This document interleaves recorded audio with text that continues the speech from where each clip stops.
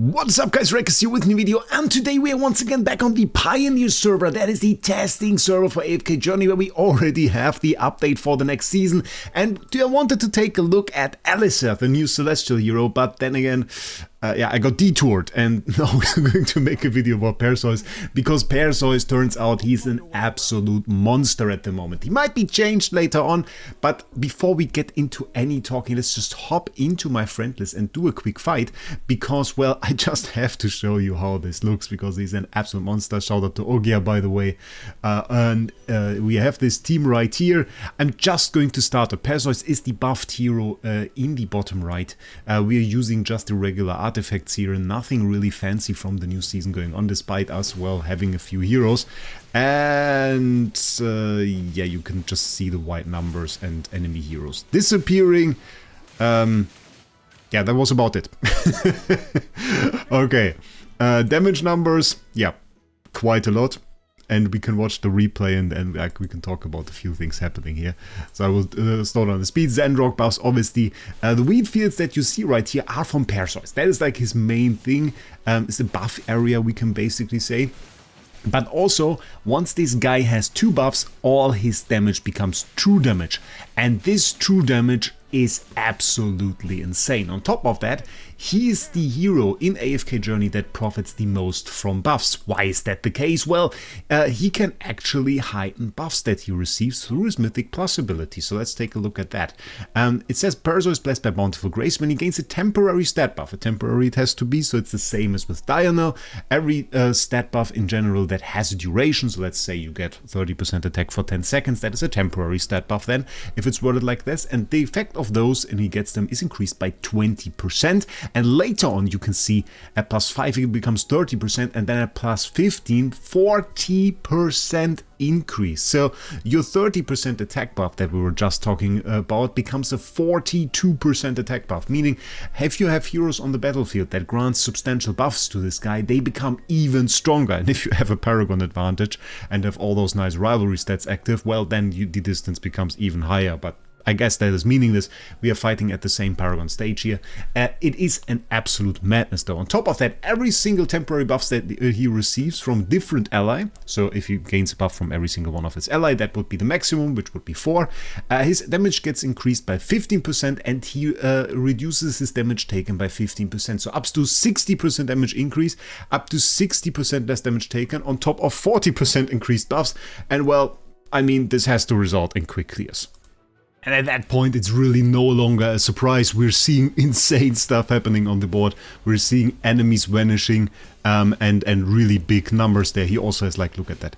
How many buffs this guy has. He also has a few self buffs in there. But that is an absolute madness. And he just runs into the enemy troop, and it's over so quickly you almost can't believe it, really. So this dude had me blown away. We have to say, this is not ×2, this would be ×2. This fight was insanely short. You just see heroes losing half their HP. Look at that. What even is that? It's an absolute madness. That's what it is. And I have to say, I was so surprised by this guy. I fought him a few times, and I have to say, when I fought him, it was kind of not that difficult. It was kind of alright. But once you really go ahead and you focus your entire team, well, not only on him, but you make sure at least he gets those temporary stat buffs, which you can get through a ton of heroes, really. The best one is a hero actually that is coming up, and we will see well, in a few days, really, which is Ravion. It's not really released on the global server yet. We have him here already, but he has some very nice abilities. One of them is actually when ally accepts objective from Ravion, they increase their attack by 15% and become unaffected, which is like a 5-second unaffected and 15% attack increase, which of course is again temporary, so becomes 40% higher when you put it on Perseus, which is, yeah, well, madness, really. So he's actually quite good for that, just for that unaffected. And then on top of that, Zandrok really becomes the meta. And I have to say, this is really the meanest thing. The meanest thing. Because Zandrok, I was like, yeah, I mean, he will kind of be a key hero for all of the abilities that he has for the melee heroes. But we were lacking the melee hero to do so. And then It has to have been some guy at AFK Journey, some guy at Father Games or whatever that said, okay, when do we release the Pioneer server and show them Perseus? Let's wait till the Zandrok rate up runs out. So he did that, and now we don't have the option anymore to do the Zandrok rate up to get him to P4 or something, to have like an insane Perseus team up for the whales that is. Yeah, so really, he has some insane abilities, and we talked about him, we made a video about him. But the main thing is really that we have the inspired heroes that get the extra max HP. We have the extra haste, life drain, and what's really important for melee heroes, we talked about this, made a video, is the movement speed buff. And Perseus becomes really, really fast with that movement speed buff. If you don't have that, well, he's a melee hero. He still needs to get his damage to the enemy, and thus he has to move to the enemy. So that is really one part where I say Perseus plus Zandrok, that is so important in many fights. And I kind of want to give you an example fight before we really get into the rest of the abilities. Because, yeah, Ones and Zeros I think has a very tanky team setup. He struggles a little bit with killing a full setup Belrun. So like if you lose a ton of your team and then this Belrun really is max, then you are kind of struggle. The hero behind that, which we can't see, which is still like a thing where I think they should improve it a little bit, because like we have no way of actually seeing that, I think. That is kind of funny. It is a dino. The thing is, you have this area right here, you have like little walls, and if you don't really move them with Zandrok, what you need to do is he has to move through the area. As you can see, can take out the Belrun if it's early enough. And the swift part really, him moving around the area swiftly really makes a difference, because for once his true damage only lasts for 6 seconds, and then furthermore you really want to make sure he gets to those enemies fast. Let's watch the different approach without the Zandrok here. Let's still give him a decent hero, let's still give him a decent support. Who could we choose for that? I think let's just go with Revion. Let's just go with Revion. Revion is a good hero for that, so I don't think that would be a bad idea. Revion should give him some buffs. We will get some unaffected, but you can see immediately the difference in his movement speed. So now, when he wants to go to the Pandora over here, he's losing 1 or 2 seconds, and this leads to you getting hit. Doesn't change the outcome of this fight in this situation, but that gives the enemy the time that you could see to get like an extra ult off or something like this. It could be a problem. And we see the vast damage difference here from Eliseth to Perseus. Now that Perseus just needed more time to get to the enemy, and that was really the only difference. So for comparison, that was with Zandrok, and we can see easy time for Perseus to reach the enemy, and that was without Zandrok, and Eliseth just as a ranged hero had the advantage. So Zandrok is kind of a key hero in enabling melee heroes, because he just allows them to get over one of their more common disadvantage, which is just having to move to the enemy. So what do I think about Perseus now? We tried him in DR, couldn't really get proper results because we are at the beginning here. I have to apologize for that. That's not really that interesting.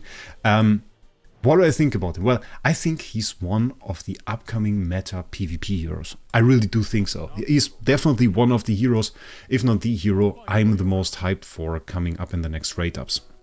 I definitely think I should get Revion to Supreme Plus, personally. But I also at the same time think that Perseus is probably the strongest Lightbearer hero we have at the moment.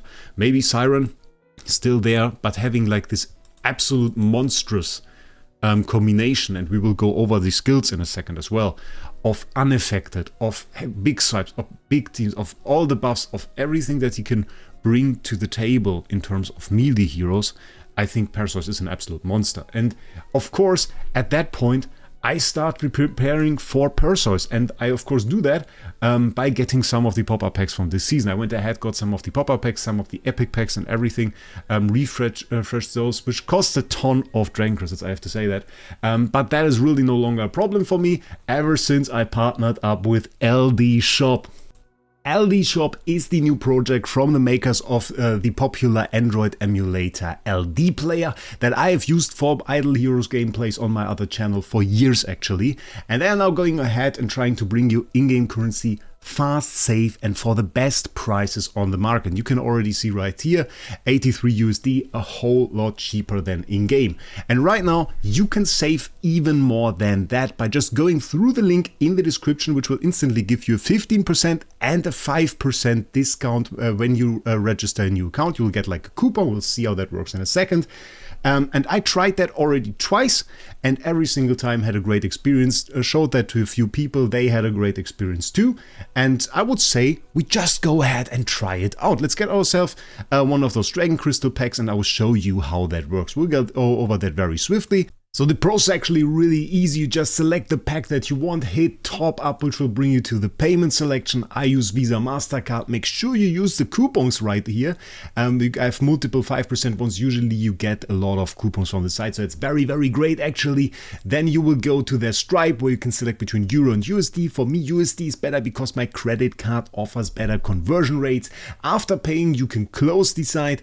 Just brings you over here where you hit transaction completed, indicating that you have paid, and then it will ask you to add some info, which you then also click, and it will bring you to this form where you just add your account email, select in-game email as login method, add the password, which I would suggest you change before adding it to this form, so that you can actually have one password that LDShop knows, and then later on you can change it back to the one that you are used to, so that only you have access to the account. The account ID you can actually find in-game. It's on your profile there where the big red arrow points. You just put that in there, and after clicking it, it should look like this, and will tell you to wait for about 30 minutes, which in my experience is about right. Can sometimes take a few minutes more, and sometimes they ask for additional info if there's, for example, a problem with your password. So stay tuned for that.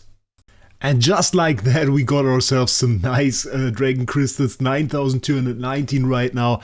I'll definitely go ahead, get myself some more of those rate up tickets, preparing in advance for Perseus, so definitely shout outs to LDShop for quickly providing that. You should check it out too, link is down in the description.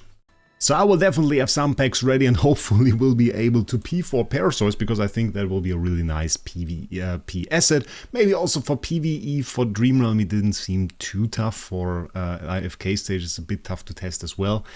He has some nice abilities that I also want to point out before we kind of skip over it. His ult, I have to say, well, it does a very decent amount of damage, and if it really hits a hero when he's just like next to a Baron or something, starts hitting him, he marches 3 tiles forward and he hits the enemy 11 times, which is kind of a ton. It's actually a very decent amount of damage, 11 times 85, and knocks them back all the time. Knockback, of course, in that form is CC, which is pretty good, and then at the end of the march, he performs a shield bash, and that stuns enemies as well for 2 seconds. So another bit of CC, which makes this actually a fairly good ult. He's unaffected during the time, and of course, if you have like, if you have the Mythic Plus ability up, you can be unaffected, and it can be converted to true damage, which actually makes it pretty substantial overall. With the stun, it's rather nice. The only thing I don't really like is it takes a rather long time. It takes a rather long time during the battle. I think we showed it in one of the fights against the Baron. It takes a little bit. It's not really a swift movement, so that kind of influences that he, while he does this, of course, can't do other skills, so he does a normal attack during that. He does the ult and takes the time for it, which I think is never really compensated by AFK Journey in a good way. Ults that take longer often don't really tend to do more damage. That's just the experience that I get from the different heroes. So yeah, that a little bit of a disadvantage. Not too much, it's still a good ult overall. He can swing a spear. We see that quite often as an 8-second cooldown, so rather short. Deals damage to adjacent enemies, which he does quite often. This will often be the ability actually that you see when he goes into a bigger group of enemies and suddenly all those guys start to vanish, because if that gets converted to true damage, well, that is going to hurt. Attack speed is increased during that time, which is pretty good. And we have a shield here. And that is really the ability that combines with his Mythic Plus ability. That is the Wheat Field. Fertile Ground, it is called. It combines with the Bountiful Grace here very, very well, actually. With the true damage conversion from this one, we get the Wheat Field, and allies that stand on it get their attack buff. This gets later on increased to 17.5%, and Fizz and Magic Death increased. You can imagine now, if we have like a group of heroes together, if we have like a Baron, if we have a Zandrok, and all of them are rushing towards the enemy, attacking them, they are kind of close together, so those buffs become really, really valuable. They become really, really valuable because you buff your own team and play into that role of, well, like a melee damage dealer and at the same time a buff support for the entire team. So really, really great. When his HP drops below 40% of his initial max HP, draws power from the fertile ground, increases his HP permanently by 60% and healing himself for the same amount. So you can think about it like this. His HP afterwards would be 160% of his initial HP, but if he's at exactly 40% HP, he will only heal himself back to 100% of the HP, so he can be healed for 60% more than that. So having a healer on the board beyond, well, would be kind of good actually. Though I have not actually run that. I think we're kind of lacking a proper hero for that purpose, for being like melee and heal at the same time. Yeah, and then the fertile ground is gone, so the buffs are gone, but he is then tanky, and if you then put a healer on him, you get kind of the Belrin effect. Extra attack buff, and then the last one is pretty important, range of the fertile ground expand. I think if you want to play in the role of like the support buff type hero, and at the same time want to have the huge burst, playing into that and using the Supreme Plus rather important. I would recommend getting into Supreme Plus actually, just to expand this range. Where do I see him at the moment? Well, I see him really on top of all of the Lightbearer heroes. I think we have not really any Lightbearer hero at the moment that is kind of as insane as he is. Wayland, for example, is certainly not. Mirael, I think, has some pretty cool time in the update. We'll see some pretty interesting play. Vala will be cool, but I think even Siren, who's definitely one of my favorite heroes overall, yeah, pales a little bit in comparison to just the damage we can dash out easily with this guy. Alpha made a very nice team. I think Alpha was actually, yeah, I think Alpha was the one who inspired me to kind of go with Perseus for this video, because I was testing LSF and I was like testing some different builds. I think I was testing something like this. We don't really have to show the right builds, not that important actually. But it was like something set up like this, and the idea was to actually buff I forgot her name, Zenny, and get Zenny to kind of do the normal attacks to trigger Eliseth's ability, and that was kind of the plan. And yeah, it turns out that didn't really work well. And the second I thought this team, yeah, it kind of looked like this, and I was like, oh yeah, that is also kind of cool. I would like to do this. And obviously the most astonishing fact of this all is we were both running Dunlingr. So essentially this was a battle of no ult. No ult allowed. So this is really one of the best abilities of Perseus, and I want to point this out. Perseus doesn't really need his ult, despite sometimes people thinking that this might be really a good thing when he's ulting. And obviously, I mean, it is a pretty good damage buff. It takes a rather long time, and his damage output, as you can see, is quite substantial during the time of Dunlingr. So that is the coolest part for me. You are absolutely fine in a situation of both players using Dunlingr, because you have the superior normal attacks. And especially with Zandrok on the battlefield, he's using Lily May here for super big damage. I think especially in that situation, you're doing very, very well with just normal attacks. You can even use all of the Ravion buffs, like the unaffected and everything during that time. So people, I think, will really struggle if you can get like this combo together, if you can get the combo of Zandrok, of Perseus and Dunlingr together. And then for Ravion, I kind of think there are options to go around that. You don't really need to go with Ravion for this team. Eliseth is a nice option to go with. We'll make a video about her, but essentially you won't be making use of the range buffs, which is kind of the best thing for, but you will make use of the revive ability, which can sometimes come in clutch, and have some extra buffs on top of that. You can make use of Velara, even though her buffs are a little bit slow for that. But there are other options. You can go Daemon, put him in the team. You can in theory go Twins. There are so many heroes that provide temporary buffs for that. I even tried a little bit with Pandora, though I have come to the conclusion that the initial burst is just much more interesting to go with than having a rate for 4 seconds, really. It's an interesting counter to Pandora, by the way. Many Pandora teams use Dunlingr, and if you can get and kill the Pandora before actually the 4 seconds are over, she will not provide the energy to, let's say, Cryonaya that you can put in her box. So in that sense, it is a little bit of the counter, as you can see. Battle starts, Pandora puts the remote hero into the box, making them invincible but unable to cast skills, and after 4 seconds the ally is released from the box. If Pandora is still alive when that happens, then the ally gains 100 energy as well as the attack buff. If she isn't, well, no buffs.